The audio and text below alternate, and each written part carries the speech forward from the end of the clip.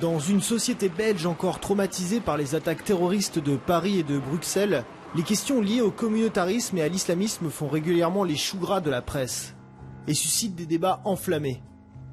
Parmi les derniers scandales en date, l'élection de 2 conseillers municipaux du parti Islam, accusés par le gouvernement belge de vouloir instaurer la charia en Belgique. Un parti politique nommé Islam grandit en Belgique. Ils appellent sans complexe à l'introduction de la charia. La charia est en violation avec les droits de l'homme. Les partis pour la charia sont donc antidémocratiques, de vrais loups déguisés en agneaux.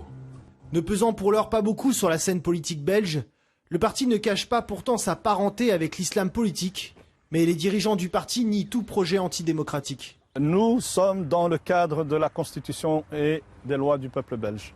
Et tant que nous restons dans la Constitution et les lois du peuple belge, personne ne pourra nous empêcher d'atteindre notre but. C'est qui a créé le communautarisme ici en Belgique?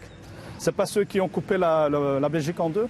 C'est pas ceux qui ont partagé le Brabant? Le Brabant, aujourd'hui nous avons le Brabant flamand, le Brabant wallon. C'est pas nous les communautarismes. C'est qui veut partager la Belgique en déclarant la République de Flandre? C'est pas nous, nous voulons l'État unitaire. Mais pour Michael Modric-Amen, du Parti populaire belge, c'est bien le laxisme de la société envers les populations immigrées originaires du monde musulman qui est à mettre en cause. Il n'y a pas de place pour un islam politique ou de revendication en Europe occidentale. Un islam de revendication ne peut nous mener qu'à la guerre civile, il faut être très clair.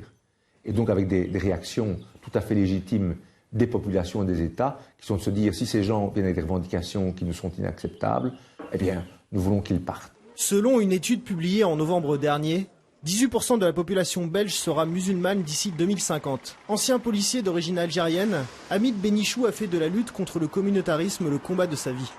J'essaye de vivre pleinement ma belgitude et ce que je demande à cette minorité dont je suis issu, cette minorité maghrébine, je leur dis souvent, écoutez, il est grand temps de penser belge.